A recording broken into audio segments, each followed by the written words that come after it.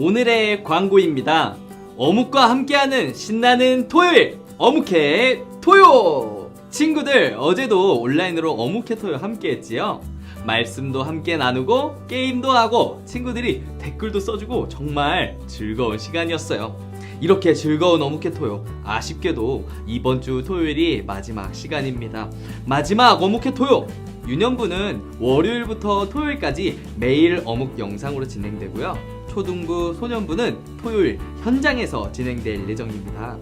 초등부, 소년부는 25일 토요일 10시 분당 우리 교회 드림센터 402호로 모이면 됩니다. 친구들 많은 참여를 기대합니다. 오늘의 말씀입니다. 느헤미야 4장 7절에서 9절 말씀. 그러나 산발랏과 도비아와 아라비아 사람들과 암몬 사람들과 아스돗 사람들은 예루살렘 성벽을 보수하는 일이 계속되고 성벽의 틈새도 메워지고 있다는 말을 듣자 화를 냈습니다. 그들은 예루살렘에 해를 끼칠 궁리를 했습니다. 예루살렘에 와서 싸움을 걸고 혼란에 빠뜨릴 계획을 세운 것입니다. 그래서 우리는 하나님께 기도드렸습니다. 또한 경비병을 세워 밤낮으로 지키게 했습니다. 친구들, 혹시 남아메리카의 에콰도르라는 나라 알고 있나요? 정말 먼 나라예요. 비행기를 무려 이틀이나 타고 가야 하는 나라예요. 그런데 전도사님이 5년 전에 에콰도르에 살았었어요. 그 먼 곳까지 왜 갔냐고요? 선교하러 갔었어요. 복음을 전하러 간 거예요. 에콰도르에 처음 도착했을 때가 아직도 생생히 기억나요. 공항에서 딱 나왔는데 와, 너무 더워요. 햇빛은 너무 강하고 습도도 너무 높아서 마치 사우나 안에 들어와 있는 기분이었어요. 이 나라에서 앞으로 어떻게 살지 참 걱정이 많이 되었지만 그래도 놀러 간 게 아니었으니까 괜찮았어요. 그러던 어느 날이었어요. 전도사님이 트럭으로 된 택시를 타고 가고 있었는데요. 오토바이를 탄 남자가 트럭 가까이 붙는 거예요. 아니, 왜 이렇게 가까이 붙는 거지? 이러다 사고 나는 거 아니야? 하면서 의아해하고 있었는데요. 바로 그때 오토바이가 부릉부릉 소리를 내더니 갑자기 손을 팍 내밀어서 전도사님의 가방을 획 하고 낚아채버린 거예요. 전도사님은 너무 놀랐어요. 전도사님의 가방을 훔쳐간 거예요. 그래서 운전기사님께 기사님 어떻게 해요? 잡으러 가야 해요 하면서 말씀드렸어요. 그런데 기사님이 안 된대요. 쫓아가면 너무 위험하대요. 너무 아쉬웠지만 위험하다니까 뭐 어떻게 하겠어요. 그래서 결국 쫓아가지 않고 숙소에 돌아와야 했어요. 그런데 숙소에 돌아와서 생각해보니까 그 가방 안에는 중요한 것들이 너무 많은 거예요. 전도사님의 생활비가 전부 그 가방 안에 있었고요. 노트북, 태블릿, 여러 가지 신분 서류들 등등 중요한 것은 전부 그 가방 안에 들어있었던 거예요. 너무 허탈했어요. 너무 허탈해서 숙소 바닥에 털썩 앉아있는데 아니, 갑자기 화가 나더라고요. 나는 이곳에 선한 일을 하러 온 건데 왜 나에게 이런 일이 생기는 거지? 내가 놀러 온 것도 아니고 복음을 전하러 온 건데 왜 나에게 이런 나쁜 일이 일어나게 된 거지? 정말 이해할 수가 없었어요. 그냥 포기하고 한국으로 돌아갈까? 이런 생각이 자꾸 드는 거예요. 선한 일을 하려고 하는데 방해가 너무 심하니까 전도사님이 포기하고 싶어진 거예요. 그런데 오늘 말씀에서도 똑같은 상황이 일어났어요. 선한 일을 하고 있는데 방해가 나타난 거예요. 먼저 지난 스토리를 한번 정리해 볼까요? 이스라엘 백성이 하나님께 불순종해서 나라가 바벨론에 의해 망하게 되었어요. 그리고 그 바벨론을 페르시아가 다시 정복했어요. 그런데 페르시아 왕 고레스가 이스라엘 백성에게 너희의 고향 예루살렘으로 돌아가 성전을 짓고 하나님을 예배하면서 살아라 하면서 보내주는 거예요. 성전은 하나님을 만날 수 있는 공간이에요. 이제 이스라엘 백성은 다시 하나님을 예배하면서 살 수 있게 되었어요. 그래서 성전을 다시 짓는 일은 하나님이 기뻐하시는 일이에요. 그런데 성전만 있고 성벽은 여전히 무너져 있는 상태였어요. 그래서 느헤미야가 그 소식을 듣고 안타까운 마음에 하나님께 도와달라고 기도했어요. 우리의 기도를 들으시는 하나님, 곧바로 페르시아 왕의 마음을 만지셔서 느헤미야를 통해 성벽을 재건하도록 했어요. 심지어 성벽을 짓는데 필요한 재정까지 페르시아 왕이 도와주기로 했어요. 이제 예루살렘에 성벽까지 생기게 되면 이스라엘 백성은 하나님을 마음껏 예배할 수 있게 돼요. 그렇기 때문에 성벽을 짓는 것도 성전을 짓는 것과 마찬가지로 하나님이 기뻐하시는 일이에요. 느헤미야는 이 성벽을 어느 가족이 어디 쪽 성벽을 지었는지까지 아주 상세하게 기록했는데요. 그것은 모두가 함께 짓고 있다는 뜻이고 이스라엘 공동체가 좋은 방향으로 가고 있다는 뜻이에요. 성전도 짓고 성벽도 짓는 이스라엘. 하나님의 약속대로 일이 아주 잘 풀렸을까요? 아니요. 놀랍게도 그렇지 않았어요. 성전을 짓고 성벽을 지어 하나님을 마음껏 예배하는 일은 하나님이 기뻐하시는 일이기 때문에 잘 풀릴 거라고 생각했어요. 그런데 우리의 예상과 달리 성전을 지을 때도 방해 세력이 있었고요. 오늘 본문의 말씀인 성벽을 지을 때도 방해가 있었어요. 말씀을 한번 살펴볼까요? 느헤미야 4장 8절입니다. 그러나 산발락과 도비아와 아라비아 사람들과 암몬 사람들과 아스도 사람들은 예루살렘 성벽을 보수하는 일이 계속되고 성벽의 틈새도 메워지고 있다는 말을 듣자 화를 냈습니다. 그들은 예루살렘에 해를 끼칠 궁리를 했습니다. 예루살렘에 와서 싸움을 걸고 혼란에 빠뜨릴 계획을 세운 것입니다. 산발랏과 도비아라는 사람이 나타나서 예루살렘의 성벽을 재건하는 일을 방해하려고 해요. 왜 방해가 있는 걸까요? 왜냐하면 산발랏과 도비아는 예루살렘의 성벽이 튼튼하게 세워지는 것을 싫어했어요. 왜냐하면 이들은 예루살렘 근처에 사는 사람들인데 이스라엘이 튼튼해지고 강해지면 자신들에게 위협이 될까봐 자신들의 터전이나 직업을 잃을 수 있는 위협을 제거하기 위해서 방해를 했던 거예요. 이스라엘 사람들이 하나님과의 끊어졌던 관계가 회복되면 자신들이 설 곳을 잃어버리게 되는 거예요. 하나님의 기뻐하시는 선한 일은 무조건 잘 풀릴 줄 알았는데 오히려 어려움을 만나게 되는 거예요. 그런데 성경에는 선한 일을 하는데 어려움을 겪는 이야기가 아주 많이 나와요. 먼저 다니엘이 생각나네요. 다니엘은 우상숭배를 거부해서 사자굴에 들어가야 했어요. 또 다니엘의 세 친구도 있죠. 다니엘의 세 친구들도 다니엘과 똑같은 이유로 뜨거운 풀무불에 들어가야 했어요. 바울은 어떤가요? 복음을 전하다가 감옥에 갇히기도 했고요. 얻어맞고 다니고 다닐 때마다 폭풍이 있었고 항상 어려움이 바울을 따라다녔어요.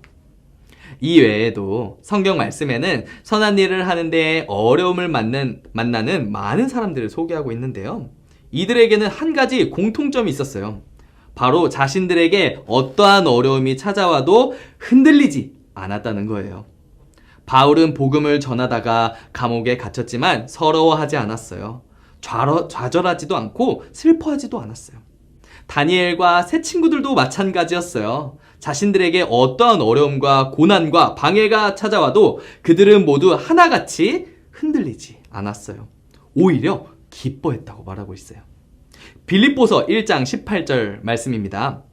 하지만 그들이 내 마음을 속상하게 한다 해도 개의치 않습니다. 그들이 어떤 마음으로 전하든지 간에 중요한 것은 바로 그리스도가 전파되고 있다는 사실입니다. 나는 이것 때문에 기뻐하며 앞으로도 계속 그러할 것입니다. 이들은 어떻게 아무렇지 않을 수 있었고 오히려 기뻐하기까지 할 수 있었을까요? 아니, 어떻게 그것이 가능했을까요? 그것은 바로 그들의 시선을 하나님께 그리고 예수님께 두었기 때문이에요. 친구들 혹시 매지가이라고 아나요? 하나의 점을 그려놓고 그 점에 시선을 고정시키면 나머지 주변이 흐릿해지는 거예요. 마찬가지로 가장 가치 있는 것에 우리의 시선을 집중하면 나머지 것들은 저절로 흐릿해지는 거예요. 그렇다면 우리에게 가장 가치 있는 것은 무엇인가요? 바로 예수 그리스도예요. 우리가 예수 그리스도에게 우리의 시선을 고정한다면 어떠한 고난과 어려움이 찾아온다고 하더라도 흔들리지 않을 수 있는 거예요. 선한 일을 하는데 어려움을 겪었던 모든 성경의 인물들은 하나님께 시선을 두었기 때문에, 예수님께 시선을 고정했기 때문에 고난과 유혹을 극복할 수 있었어요. 이렇듯 우리 삶에도 이렇게 고난과 유혹, 어려움이 찾아올 수 있어요. 그리고 사단은 우리를 넘어뜨리기 위해 아주 교묘하게 유혹해요. 창세기 3장 1절과 4절을 살펴볼까요?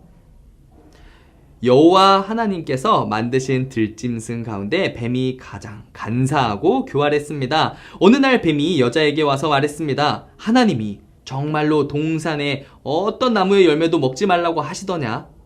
여자가 뱀에게 대답했습니다. 우리는 동산 안에 있는 나무의 열매를 먹을 수 있어. 하지만 하나님께서는 동산 한가운데 있는 나무의 열매는 먹지도 말고 만지지도 마라. 그렇지 않으면 너희가 죽을 것이다 라고 말씀하셨어. 그러자 뱀이 여자에게 말했습니다. 너희는 죽지 않아. 사단은 이렇게 아주 교묘하게 우리를 유혹해요. 아담과 하와가 선악과를 먹고 죽었나요? 아니요, 죽지 않았어요. 그래서 하와는 아담에게도 선악과를 권했어요. 하지만 선악과를 먹은 아담과 하와는 하나님과 멀어지게 되면서 영원히 죽게 되었어요. 뱀은 이렇게 교묘하게 우리를 속여요. 우리가 하나님이 기뻐하시는 모습에서 점차 멀어지도록 사단은 아주 교묘하게 방해하는 거예요. 우리 일상생활도 둘러보면 방해 앞에서 우리가 너무 쉽게 포기하고 있다는 것을 발견할 수 있어요. 공부? 해. 그런데 이따가 해. 지금은 좀 놀자. 숙제? 해. 그런데 조금 이따가 해도 돼. 교회? 가. 그런데 우리 다음 주부터 가도 돼. 아무도 뭐라고 안 하니까 좀 더 자.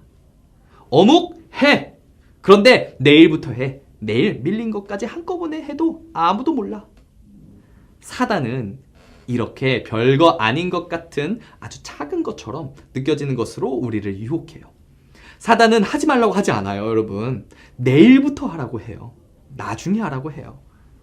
우리가 실패와 포기에 익숙해지도록 아주 작은 것에서부터 연습을 시키는 거예요. 그런데 친구들, 하나가 무너지면 전부가 무너지는 거예요. 마치 도미노처럼요. 아주 작은 블럭 하나가 무너지면 전체가 와르르 무너지는 거예요. 그래서 우리는 아주 작은 것이라도 고난과 방해에 흔들리지 않고 극복해야 해요. 산발락과 도비아가 아무리 거칠고 험하게 방해하고 괴롭힌다고 하더라도 성전을 짓고 성벽을 지어 하나님을 예배하는 일을 포기하면 안 되는 거예요. 우리의 시선을 하나님께, 예수님께 고정하고 흔들리지 않아야 하는 거예요. 전도사님이 정말 감명 깊게 본 영화가 하나 있는데요. 바로 불의 전차라는 영화예요. 영화는 에릭 리들이라는 사람의 실화를 바탕으로 만들어진 영화인데요. 1924년 파리올림픽, 이 올림픽에서 에릭 리들은 100m 달리기 선수로 참가하게 되었어요. 그런데 예선전이 주일에 열리게 되었어요.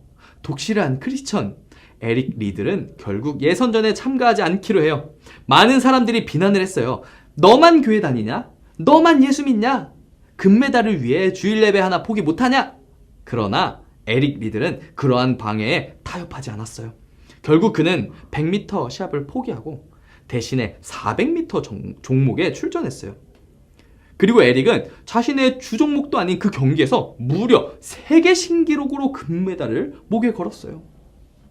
에릭 리들도 이렇게 방해와 유혹이 많았어요. 만약 에릭이 주일에 열린 예선전 경기에 출전했다면 어떻게 되었을까요? 비난을 받을 일도 없었을 거고요. 부와 명예도 얻었을 거예요. 그러나 에릭은 하나님께 속한 사람이었어요. 방해가 있었지만 하나님이 기뻐하시는 선택을 하기 위해 최선을 다했어요. 다른 사람들이 생각하기에는 당연히 주일 예배를 포기해야 하는 것이지만 에릭 리들은 그것을 방해와 유혹으로 여긴 거예요. 이처럼 우리의 삶에는 계속해서 고난과 방해가 찾아올 거예요. 멈추지 않고 우리를 계속 넘어뜨리려고 찾아올 거예요. 우리는 그때마다 어떻게 해야 할까요? 바로 하나님께 집중해야 해요. 고난과 방해가 있을 때 느헤미야도 하나님께 집중했어요. 오늘 본문 느헤미야 4장 9절입니다. 그래서 우리는 하나님께 기도드렸습니다. 또한 경비병을 세워 밤낮으로 지키게 했습니다. 느헤미야는 문제가 생겼을 때 하나님께 기도했어요. 바로 하나님을 의지하는 거예요. 시선을 오직 하나님께 두고 하나님께 기도하는 거예요. 하나님께 시선을 고정하면 주변의 방해와 고난이 어떠할지라도 흔들리지 않을 수 있어요. 문제? 하나님보다 클 수 없어요. 고난? 하나님보다 클 수 없어요. 유혹? 하나님보다 소중하지 않아요. 우리에게 가장 소중한 분이신 그분을 바라본다면 모든 방해 앞에서 흔들리지 않을 수 있는 거예요. 그리고 느헤미야는 또 어떻게 했나요? 느헤미야는 가만히 있지 않았어요. 칼과 창과 방패를 들고 방해에 맞서 싸웠어요. 와 봐. 네가 이기나 내가 이기나 한번 해보자. 유혹? 해봐. 방해? 해봐. 내가 다 싸워서 이겨줄게. 느헤미야처럼 방해에 싸우는 자세, 유혹에 맞서 싸우는 자세가 우리에게도 필요해요. 우상숭배를 강요하는 느부갓네살 앞에서 당당하게 믿음을 지킨 다니엘과 세 친구처럼 복음을 전하다 감옥에 갇히고 매 맞고 조난당하고 헐벗고 굶주렸지만 오히려 기뻐했던 바울처럼 친구들 지지 마세요. 포기하지 마세요. 하나님을 기쁘게 하는 일을 방해하는 것이 있다면 지지 말고 싸워서 이기세요. 칼 들고 창 들고 싸워서 지켜내세요. 고난과 방해가 우리 삶에 계속해서 찾아오겠지만 전투 없이 위대한 승리를 얻는 군대가 없듯이 주님을 의지함으로 방해를 이겨내고 기쁨을 누리는 우리 친구들이 되기를 바라요. 하나님께서 우리 친구들의 노력과 수고를 기억해 주시고 칭찬해 주실 거예요. 우리 친구들 언제나 어디서나 승리하는 우리 친구들 되기를 전도사님이 마음 다해 축복합니다. 기도하겠습니다.